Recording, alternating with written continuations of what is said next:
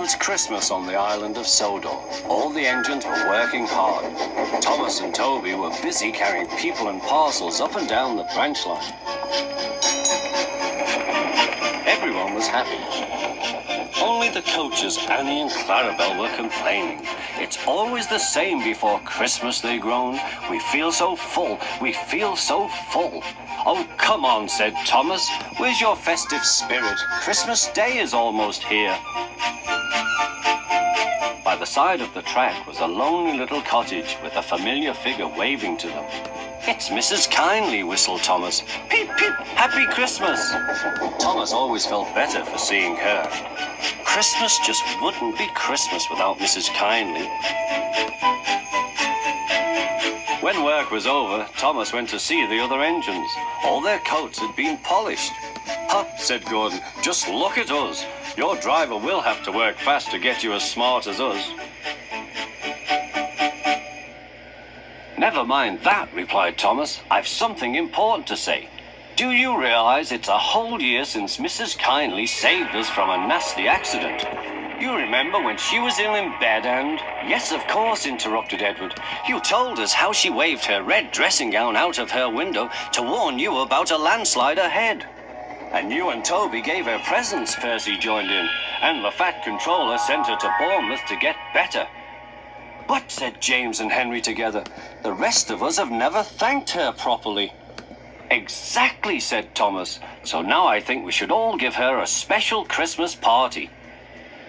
Everyone was getting very excited, and the drivers felt sure that the Fat Controller would agree, as indeed he did.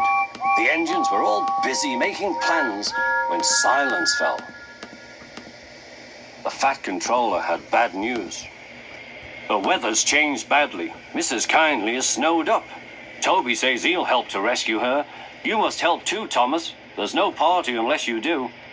Thomas hated snow, but he said bravely, I'll try, sir. We must rescue her. We must. There's a good engine. You and Toby will manage splendidly. Thomas charged the snowdrifts fiercely. Sometimes he swept them aside. Sometimes they stuck fast, and the men had to loosen them.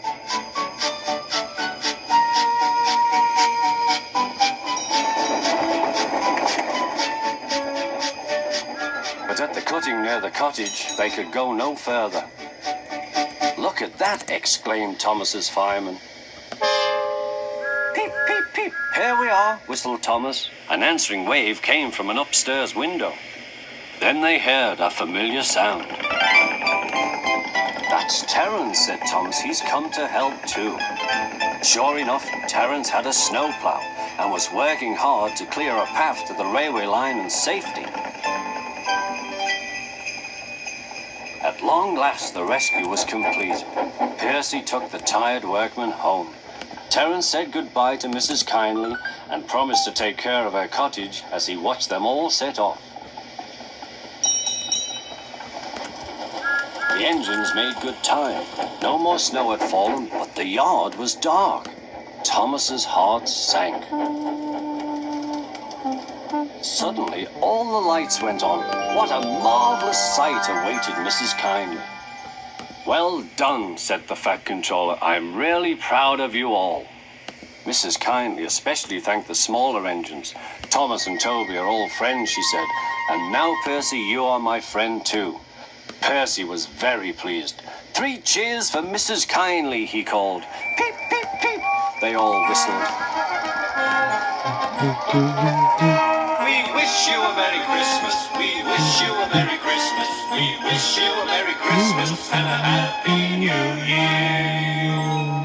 Thomas the Tank Engine and his friends thought it was the best Christmas ever, and Mrs. Kyndley could think of nowhere she would rather live than here with them on the island of Sodor.